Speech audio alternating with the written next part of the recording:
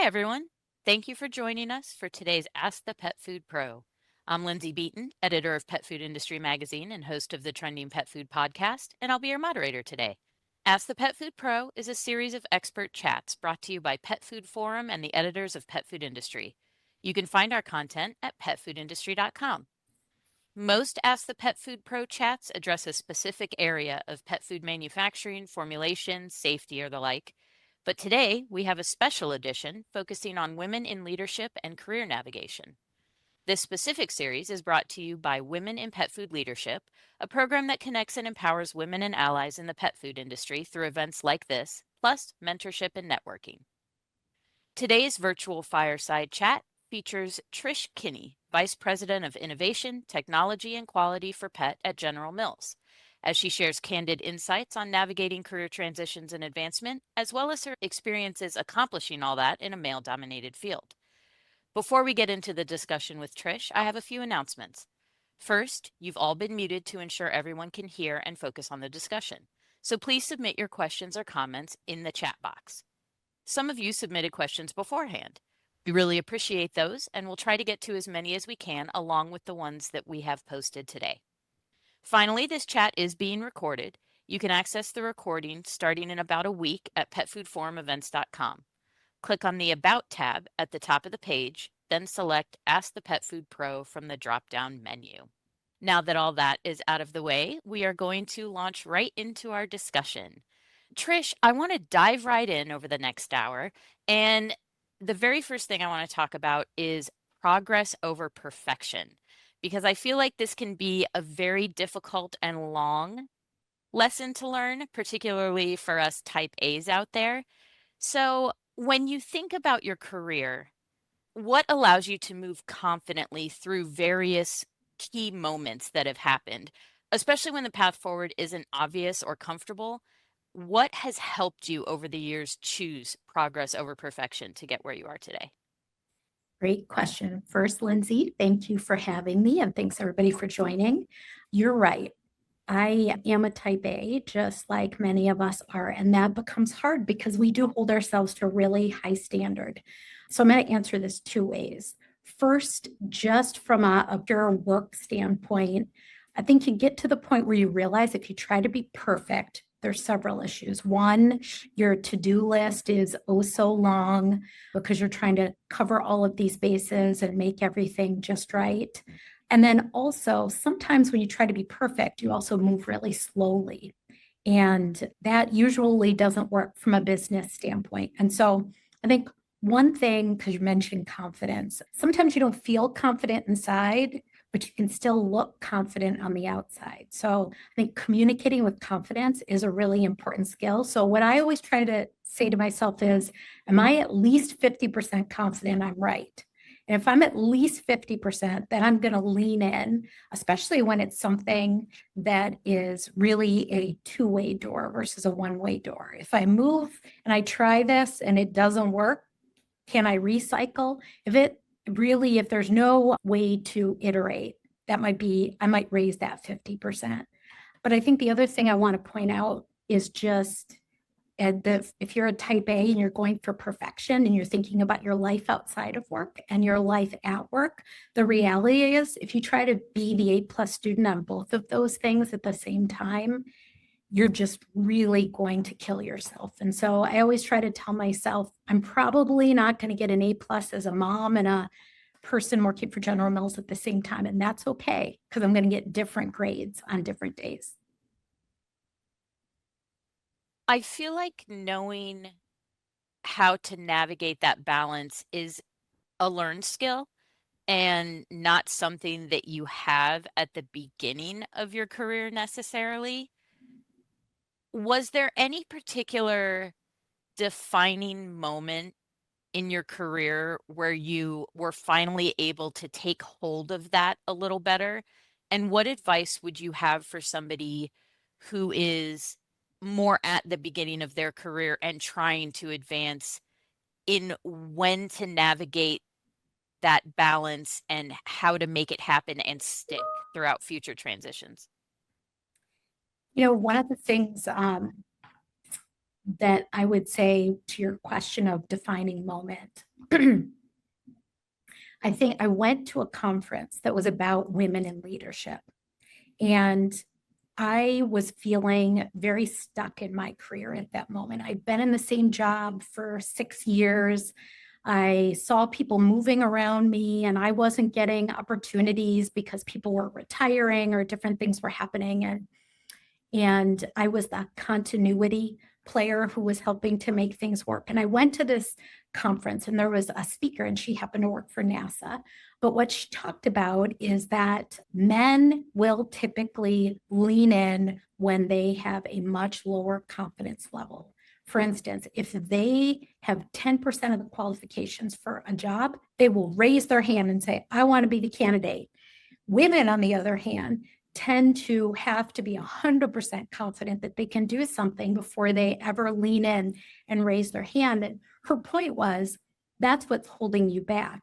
If you always hold yourself to that 100%, you're not going to get those career opportunities. You're not going to be in those forums or try new things and really grow. And that really was eye-opening for me. So I left that conference. I was so fired up, and I set up a meeting with my boss the next morning. And, I told him that I really was ready for that new opportunity. And within 6 months, I had a different job and got promoted. 18 months, got another opportunity after that. And so I think we are our own worst enemy as it relates to confidence. And so I just encourage folks to lean in. I think early in your career, it is really important to have mentors and to really network, because people want to share what they've learned over that career. I would much rather take a meeting and talk about that versus some of the things that I have to work on. And so really asking people how they learn that. And so for me, there were certain things that were holding my confidence back. Earlier in my career, I was in very technical roles, and I transitioned to roles where I had to represent on a business leadership team, a technical perspective. But I felt very insecure that I didn't have the same business knowledge as others around me. And so the advice I got from a mentor was, if you can identify what is really getting in the way of your confidence and you do something to help with that, you really can move yourself forward. And so his advice for me, because it was business focused, was start reading the Wall Street Journal every day. And although it has nothing to do with what you're working on, at the time I was working on yogurt, it will just make you feel in general like you are smarter in the world of business. And then I also want you to tell yourself every single meeting, you are going to speak up. You are going to say something. And even if it feels to you like you repeated what somebody else said, that's okay. But you'll get more comfortable, and then you can keep doing it. And I followed his advice, and it really did work. And it was really a snowball. I became much more confident. And now people would say, I won't shut up in meetings. So I'm the opposite. But, so I think for all of us, that thing holding us back is different. So identify what that is and try to do something that moves yourself forward. And then I also do want to point out, I'm a big believer in the book Lean In by Sheryl Sandberg. And I read that earlier in my career too. And I tended to be the person earlier in my career that sat at the back of the room, the perimeter seats. And I didn't sit right at the table, because if you don't sit right at the table, nobody's going to ask you a direct question. So you can fly under the radar. But that also means you're not bringing your perspective to that project discussion or whatever the conversation might be. And so you do need to make sure that you're an active participant and you're sitting at that table and making sure that you're included in the conversation.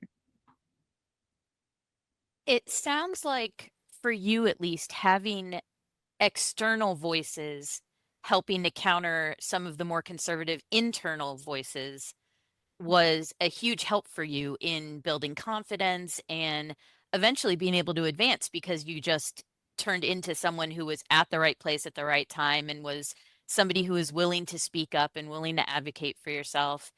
The internal voices can be pretty loud.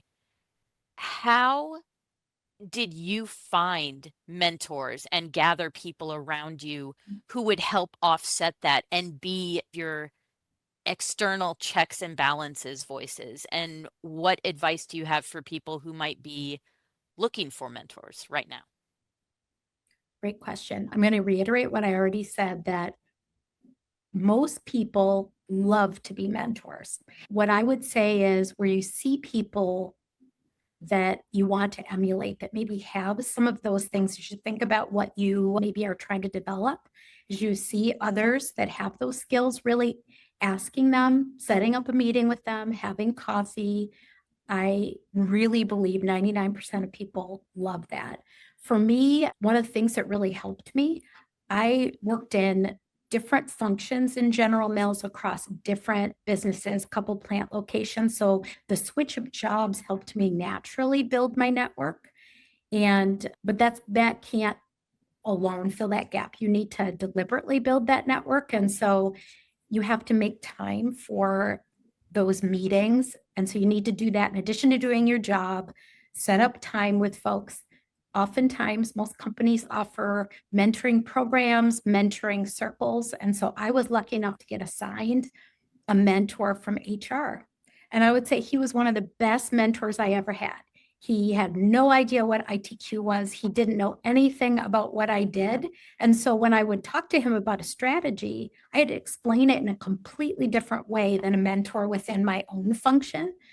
I also had mentors that were people that related more to what I was dealing with personally. And so I have 4 children. It was really hard for me to figure out how was I going to be the mom I wanted to be to 4 children and have the career I wanted to have. And so I saw a woman who was more senior to me who also had 4 children and asked her if she would be willing to spend time with me. She happens to be one of my best friends now and gave me some really great advice. But I think really being deliberate, at General Mills, we have something called your individual development plan, where every year you're speaking to your manager about what you're trying to work on. And that's a great time where you can also say, I'd really love help identifying a mentor that would help me work on this particular skill. So look for all the different apertures and the help that might be within your own company to get that help. Now, just a quick sidebar to the audience, because otherwise I might burst into flames. Women in Pet Food Leadership is in the middle of building a mentorship program, and we are currently evaluating applications for mentors and mentees. So if that's something you're interested in, you can contact one of us or look for the Women in Pet Food Leadership group on LinkedIn and get more information about it. I just felt like I needed to sidebar that, lest I get chastised after this Ask the Pet Food Pro. Now, you mentioned motherhood and a career, and I feel like that is something a lot of women, including me, can relate to. I have 2 young children myself, one of whom is celebrating their 9th birthday today. So Oh. I am in the thick of it right now.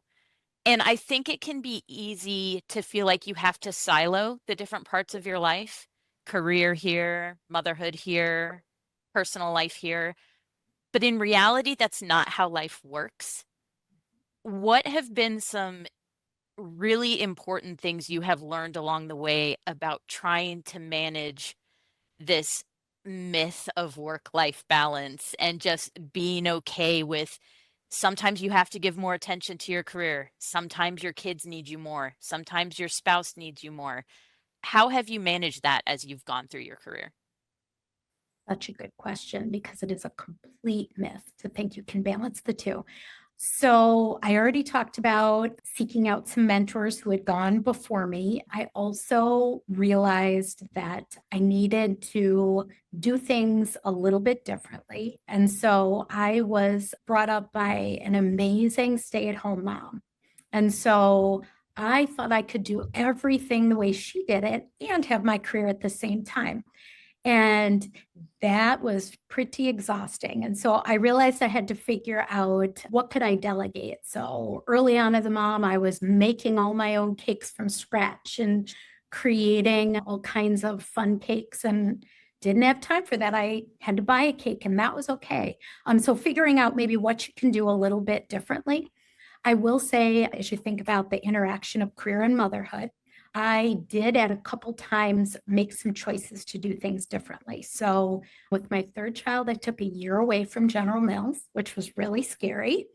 but it turned out to not only be an awesome personal experience, but I used it when I came back. I switched to a different function. I had been in food safety and quality. I went back to research and development and to a really amazing job. After baby number 4, I realized 5 days a week was really hard for me. So I got up all my courage again, went to my boss, who, for the record, was the same boss I had talked to after that conference, and said, I need to do this a little bit differently. And I went to a 4-day-a-week schedule for 4 years. And at the time, it felt like I was really compromising my career, but no one at General Mills remembers that I went to 4 days a week. And what I would say, or what I learned from that, is if you don't actually ask for the things that would help it work better for you as you're trying to figure out your life outside of work and your life at work, no one's going to read your mind and say, oh, it might be nice if we said to Trish, do you want to do 4 days a week? That is literally never going to happen. So you have to just realize the worst that can happen is somebody can say no if you ask for it. But I think a lot of times your boss is going to be willing to try something different. And then just remember, your career is a long arc. And while in the moment it might seem like you're making a really permanent decision, it's, again, as I said, people don't remember that I made those choices and things still worked out fine. Now, I feel like you have partially answered a question that we just got, but I want to address it directly anyway, because it feels like a very important question.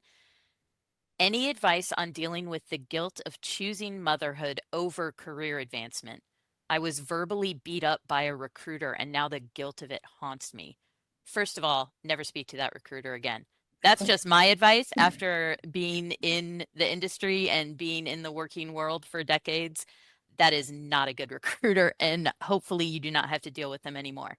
But that being said, how do you deal? Because the guilt is almost constant, and there are think pieces all over the place about mom guilt and working moms and stay-at-home moms and how none of us feel like we're really winning.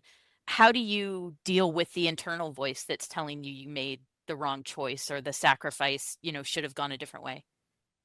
Great question. And I'm going to give a career example. So I was called into the office of the leader of my function, and he said, we want to move you internationally. And my children at the time were 1 to 11. And I thought about it and thought, boy, the likelihood that with 4 children, 1 to 11, someone's going to have a bad experience with that transition, because it would have been like a 3-year move and then back to the US again. And I decided, as a mom and putting my kids first, that that was not the right thing for them. So I went to have that conversation with him, and he said, that's fine, but understand you're never getting promoted again. The only way you can get to officer at this company is to have an international experience. And I decided I needed to choose my kids over my career. I said no. I went in the bathroom, sobbed for quite a long time. And then I decided, you know what? I'm going to prove him wrong later.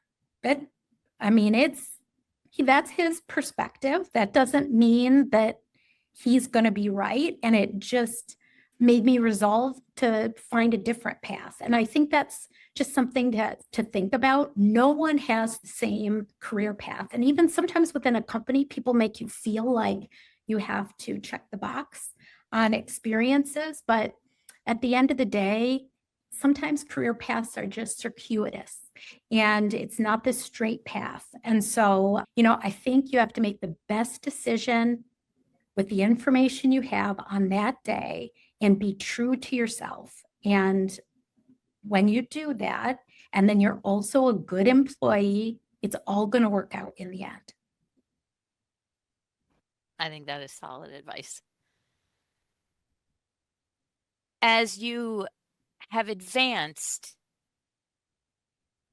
in your field, and you've worked in food and in pet food, both of which are historically pretty male-dominated fields, what helped you establish, especially in the wake of everything we've just been talking about, what helped you establish credibility and influence. And how did you manage all of that while remaining true to yourself instead of feeling like you had to conform to the status quo of the time?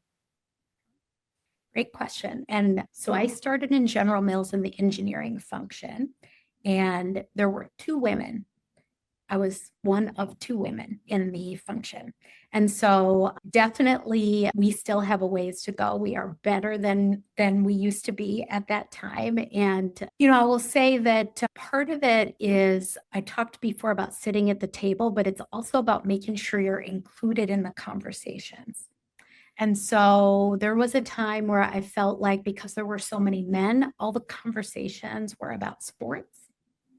So I decided I was going to study up on sports so I could participate in the conversation so that it wasn't that they were going on around me. And it's not that that had anything to do with work, but when you weren't part of the conversations that your peers were having with senior leaders because you didn't know anything about the topic, it became difficult to then be in the full conversation. And so I think hopefully there's not as much of that anymore, but really not letting yourself not be in the conversation. So you do need to do that. And then in terms of credibility comes with delivering results. And so I think making sure you have the experiences and that's the piece about not becoming too comfortable.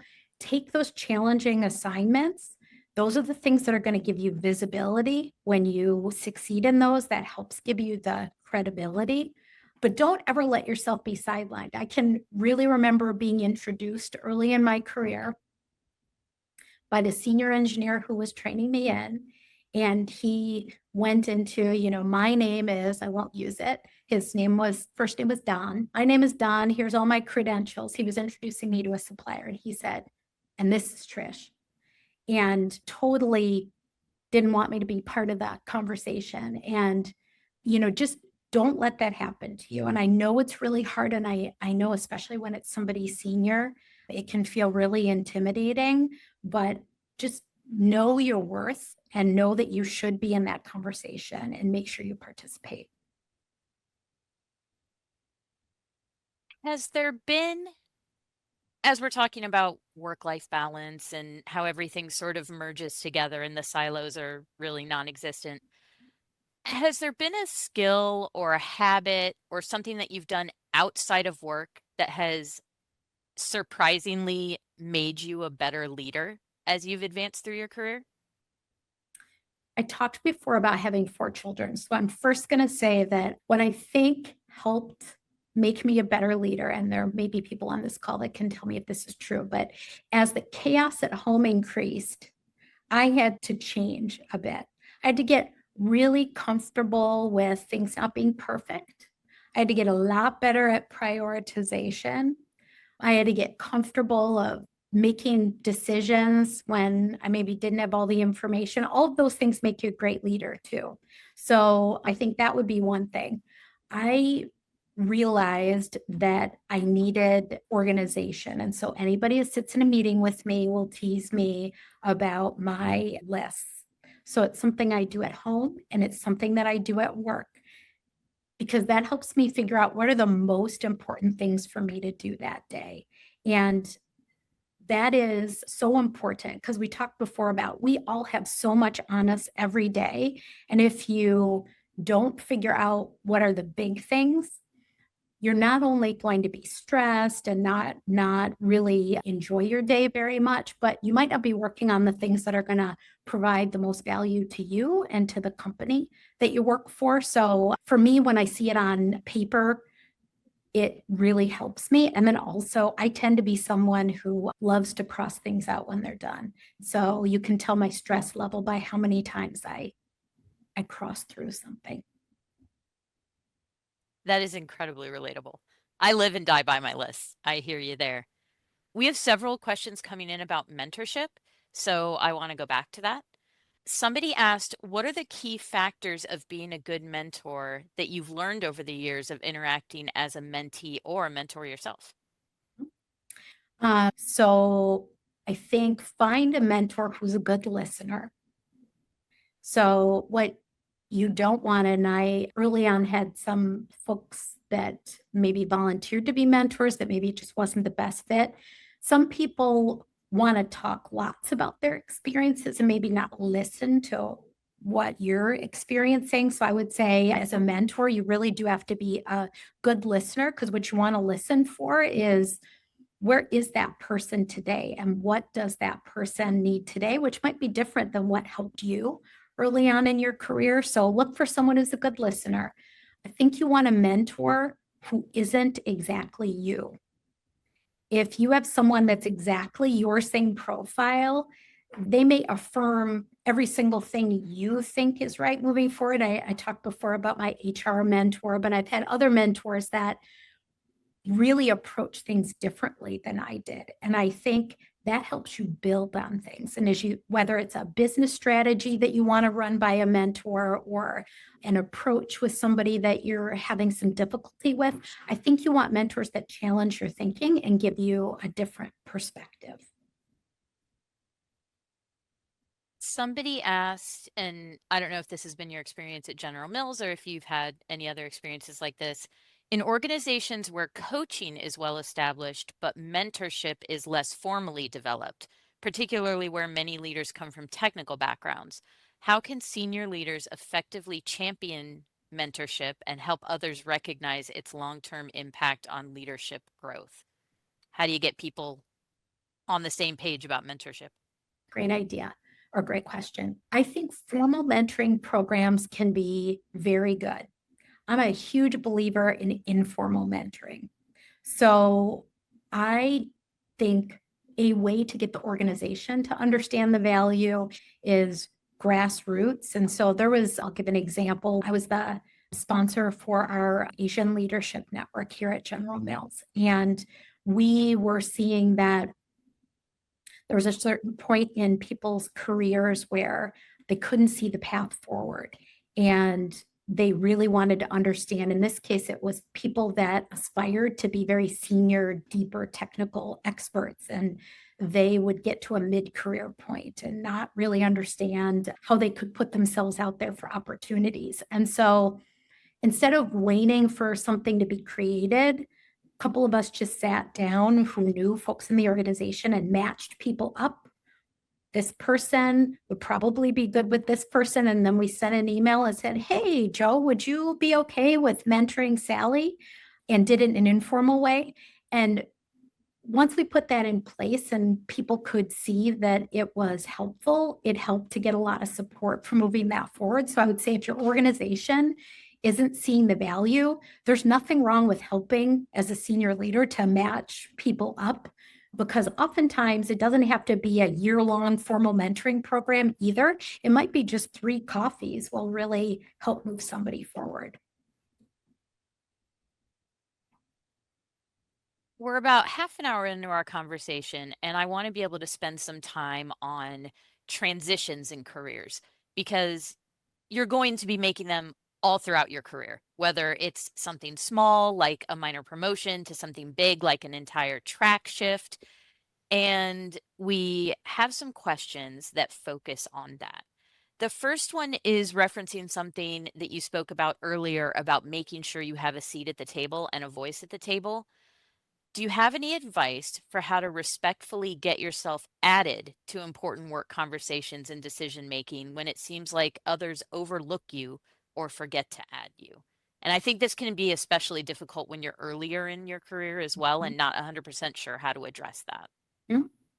That's a great question. That's a real issue for many of us. I would always start, and hopefully folks have a good relationship with their manager because this one will be more helpful, but sitting down with your manager, because depending on how early you are in your career, you may not understand completely how things work. How was the invitee list created for this particular meeting? How might I get myself in different conversations? So I think your manager theoretically should be more senior and understand how that works. Sometimes your manager can be the one helping to run interference for you and get you included in something if you're very early in your career, and they should have great advice. So I would always do that.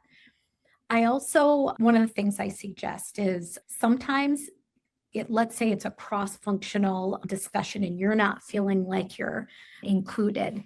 Picking a couple people and setting up informal, like a lunch or a coffee, because sometimes what you need to do is to develop a little bit of a personal relationship. And then that helps you get in the conversations a bit. And it will make you also more comfortable when you're then in the bigger setting, participating in a different way. And sometimes you also just have to ask, be brave enough to ask, well, why am I not in this conversation? Or could I be added to this meeting? Sometimes you don't want a meeting that has 100 people. So the reality is you may not get to go to every meeting. I think what you want to make sure of is your work being represented? Is your opinion being included? And that's why I think starting with the manager would be the place that I would start first. But again, I think I would try multiple apertures because I think the majority of people would want, if you're representing a function on a team, they're going to want your opinion to flow through.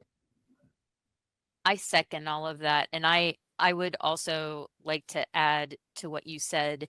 I'm also a big proponent of like the smaller meetings on the side, especially if you become aware of a project and you feel like you should really be represented and you're not. If there's somebody who you know is involved in the meetings, who you have a good relationship with, sit down with them after the meeting and be like, hey, what was the agenda? What was covered in the meeting? Because that can help you hone in on a specific reason why you should be included in the meeting and bolster your argument if you really do want to be involved. Or seeing the agenda or knowing how the first couple meetings go might make you realize that this is not something that you necessarily need to be part of or that it is already represented. And if somebody's already representing your interests directly, there's no reason why you can't email them afterwards and get a debrief of the meeting or the agenda of the meeting just to stay on top of things. And then if you have input, maybe you have an intermediary already sitting in there. So if you're not super comfortable yet with directly being involved, especially if you're newer, there are other ways, like you said, to go in and insinuate yourself without having the direct application that you might not 100% be ready for yet. I So that love can be that another advice. way. That's great advice. When you are ready to transition, how did you, or what's an example of a time when you effectively communicated that you were ready for the next step in your career to your boss and to leadership? You did mention that there was one time that you sat down and were like, I'm ready to go for it. Can you talk a little bit more about the internal process and how you hit that, verbally and through your actions that, gave you all the evidence that somebody might need to make sure you're ready to go? So I'm going to go back to that example first, just because I'm going to connect two things I said. So that meeting that I had after that women in leadership meeting, that's also when I came off of my 4 days a week. So in that particular time, my youngest was 4. I was to the point where I felt like I could really handle balancing things in a different way. And I was ready to try to accelerate my career again. And so that plus the conference kind of had me do that. But I would say earlier in my career, because I worked in engineering, R&D, went to food safety and quality and went back to R&D. And now I have the best of both worlds because I get to do all of those things together. But I would start with that piece of, are you getting too comfortable? If I mention the development plan discussions we have every year, that's one of the things I always look for with employees. Are you still growing? Are you still learning? As you think about what you aspire to, I think you should think about, where do I want to be in 10 years? Where do I want to be in 5 years, both in my personal life and in my work life? And if you're not growing toward those goals, then you need to look for something different. And the something different may not be a job change. It could be that you're going to get to do something external and go to a networking meeting. It could be that you're going to take on a new responsibility and stay in your current role, but just something that would help you start growing. I think you do want to master that's probably a strong word, but become really proficient in the job you were assigned. So the flip side would be the people that are a year in and say, "I'm ready for something new." You haven't really had enough time to learn what works and what doesn't work in that job. So really be mindful too on get the full benefit of the experience. But I talked earlier about speaking up, and the worst thing people can say is no. If you're ready for something new, and every company does it differently. Sometimes people post those job opportunities or opportunities to take on a growth experience. Sometimes you have to ask for them, but don't let yourself become too comfortable. That would be my biggest advice.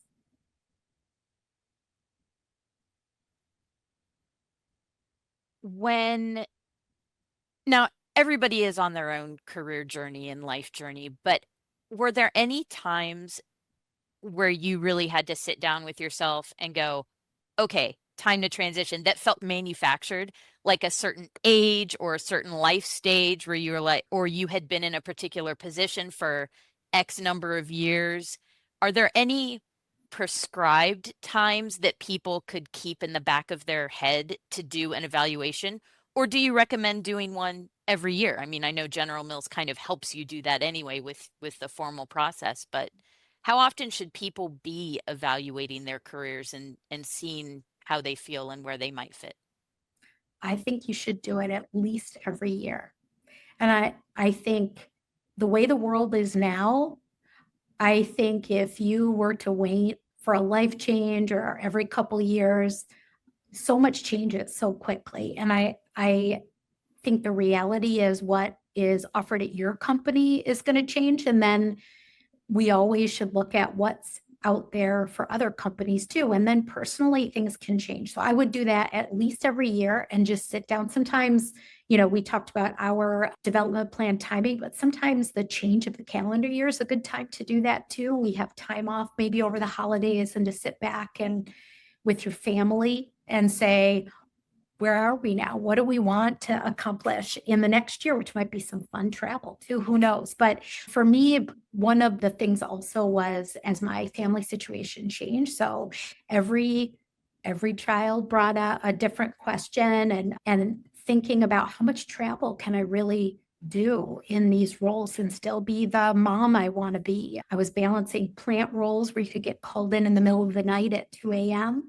And so I think at least every year, but certainly if you have some life-changing events, I would think about that ahead of time if you can, about, all right, let me future cast to how things are going to be. And do I need to think about a job change in conjunction with a change outside of work? Change, or even the thought of change, always brings with it pressure and uncertainty and just even a little bit of anxiety because the known is comfortable, right? And whenever you're making a change, no matter how safe it feels, it's always some element of risk involved.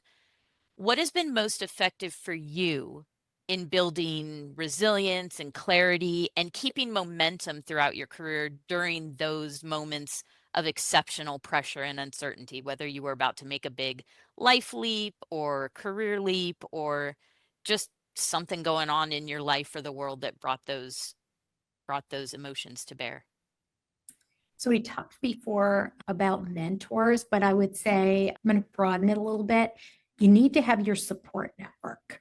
And so at if you only have the conversation with yourself in your own head when you're in those moments, that's really stressful. And also, you don't have a sounding board or sounding boards to really get some different perspectives. So having that trusted circle, which might be some people at your company, might be trusted friends outside of work, your family, but to really talk through what you're going through, I think that part is just really important. And I think, I had one role that I was in for 6 years, and it is hard when you become comfortable because, boy, it was a lot easier to go to work every day. I knew all of the answers to the questions.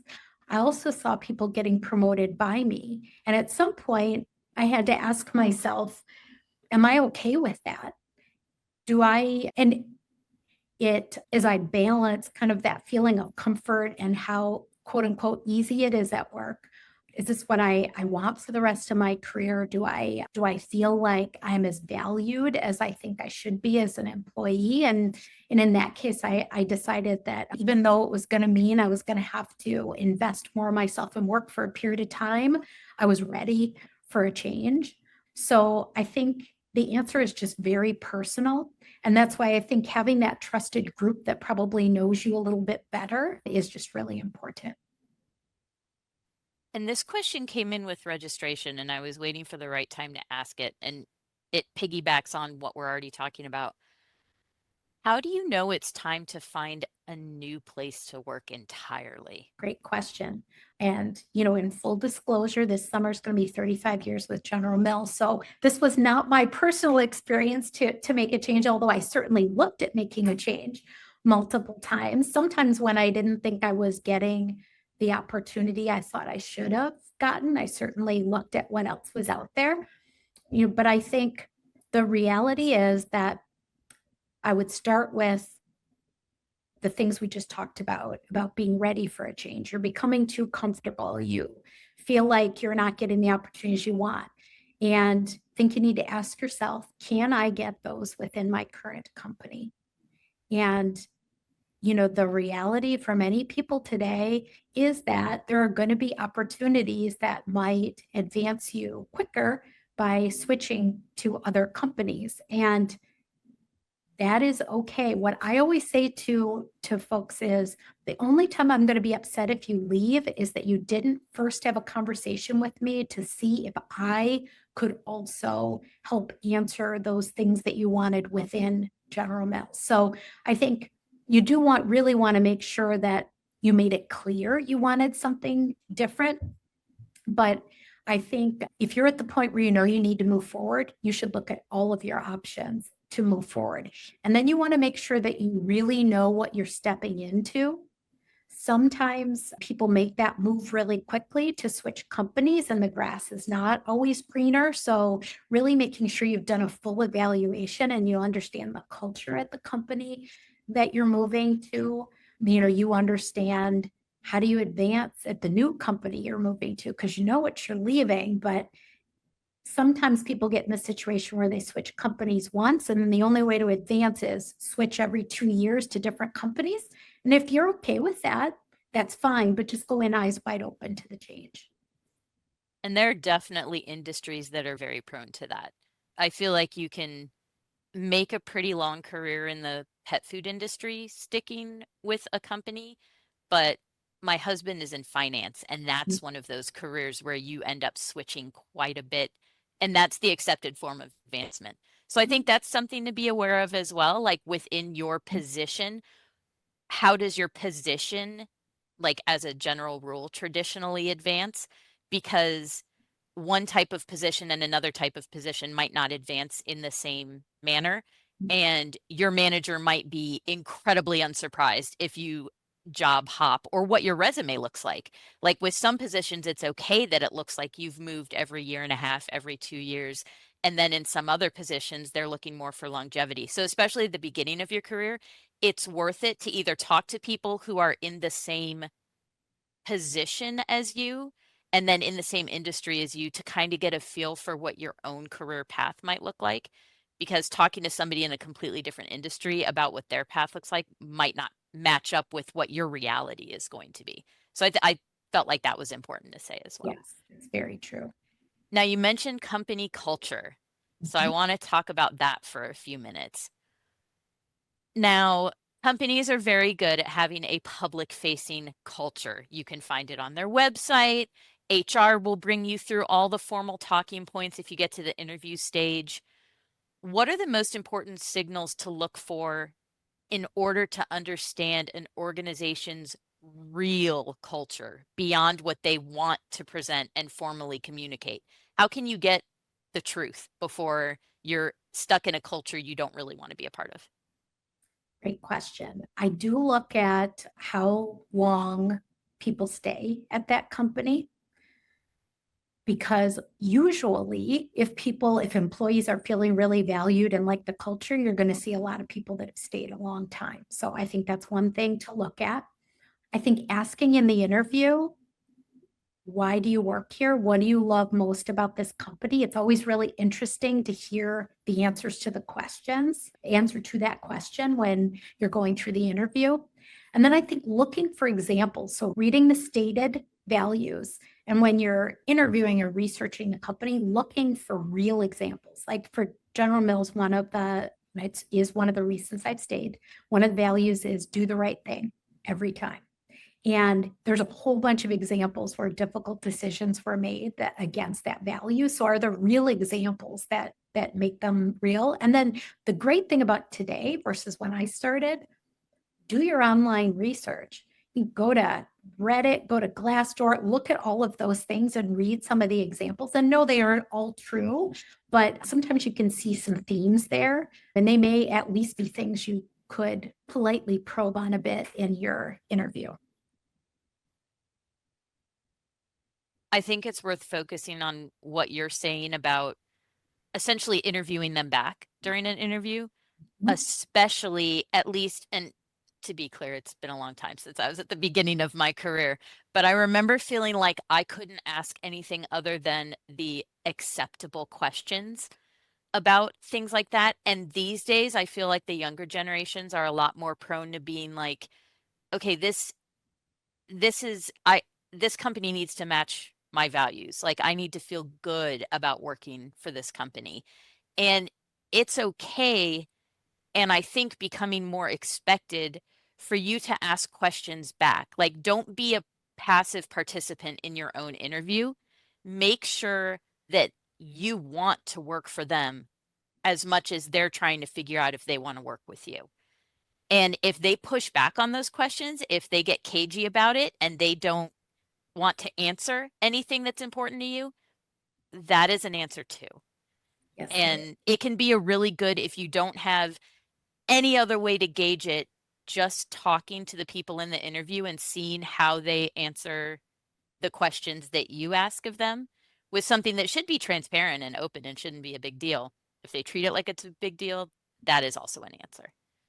I totally agree. And I'm going to throw in one more thing. If they don't put somebody on at least, let's say, the lunch part of your interview that's about the same type of role and time and career, ask for a follow-up conversation, because if the only people that you talk to are people that are maybe multiple level senior to you, you're not going to really understand what do people experience that are newer and junior. So it's okay to ask for some follow-ups too, because again, you are interviewing them. You're going to have to go to this place 5 days a week. So you want to be sure you're comfortable. Exactly.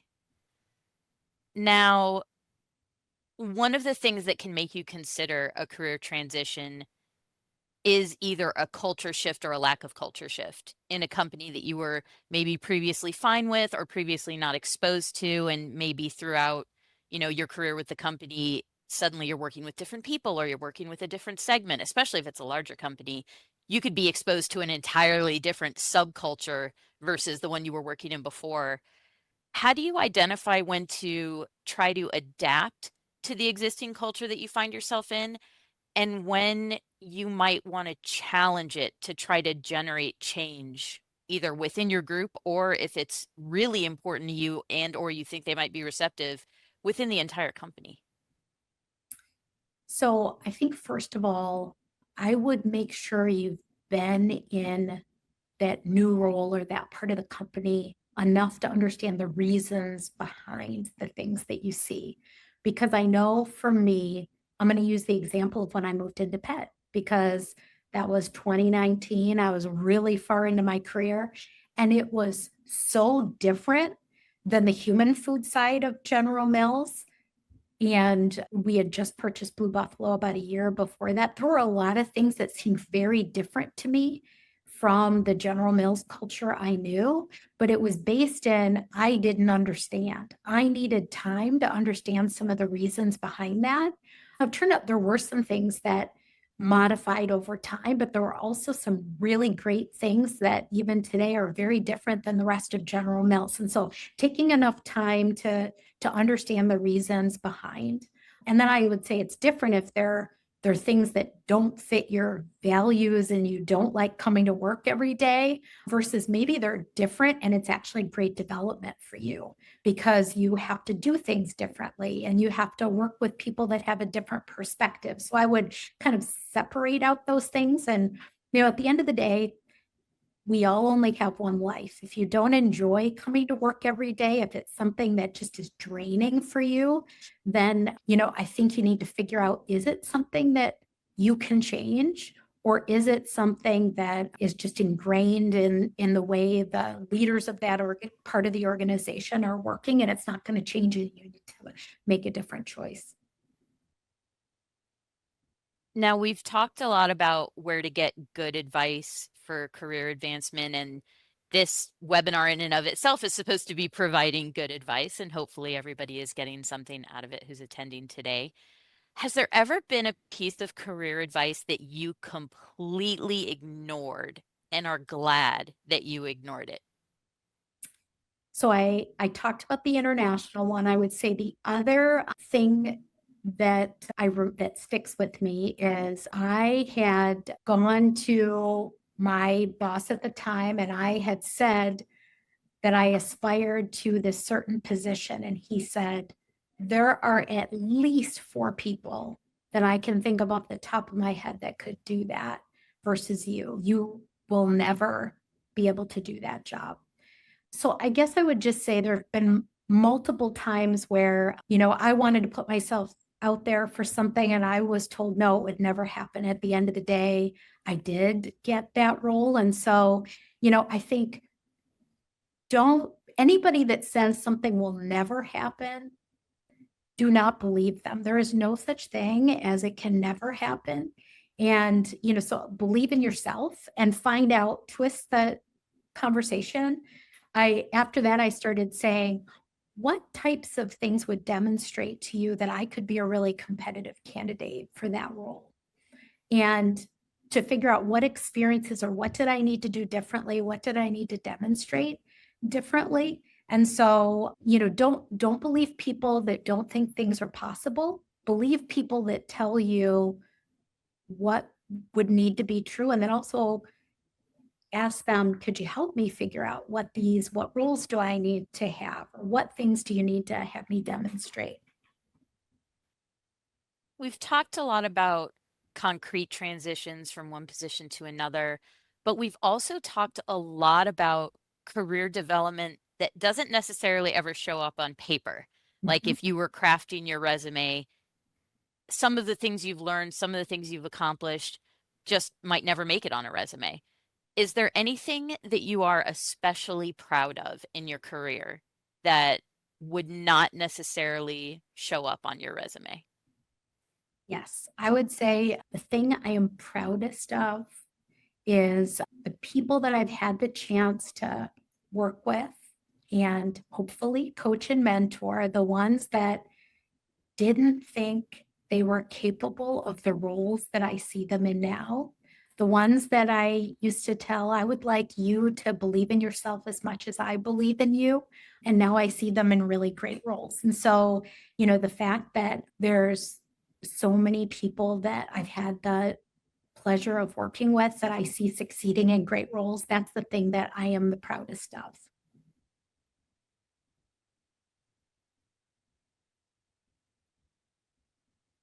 And you are getting compliments in the chat, by the way. Someone who works with Trisha, she's an amazing leader. So That's there you go. If anybody needs some external validation for our speaker today, there it is. It is coming up on the top of the hour.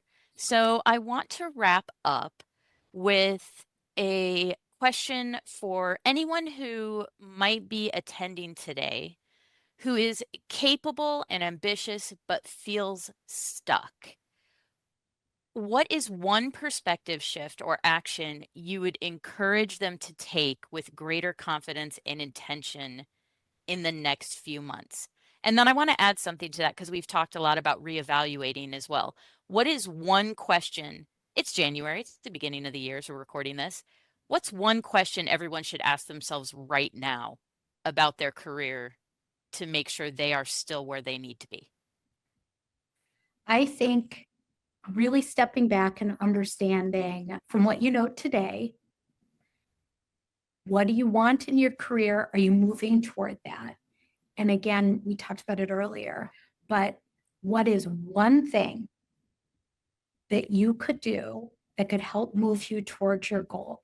And having that conversation. So it could be a developmental extra assignment, could be a dramatic change, but really understanding what is the skill that I need to get better at, or what do I need to demonstrate, and what's one action I could take against that in the next, let's say, 6 months, and then asking for help with that. So ask your manager, ask some of your trusted supporters for help with that.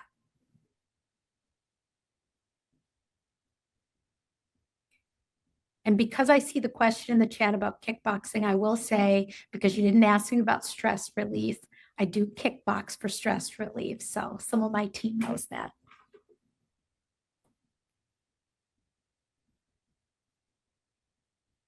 That's amazing. All right. I want to thank you, Trish, for today's amazing discussion. And to the audience, please watch for future digital offerings from Women in Pet Food Leadership. We have other virtual events on pet food coming up, plus some in-person ones too. As we head into trade show and conference season, be on the lookout for Women in Pet Food Leadership to have a presence and some events at some of the industry's events. Also, just a reminder, a recording of this chat will be available in about a week, also on petfoodforumevents.com under the About tab. Thank you all very much for joining us, and I hope you have a great rest of your day or evening. Thank you, everyone.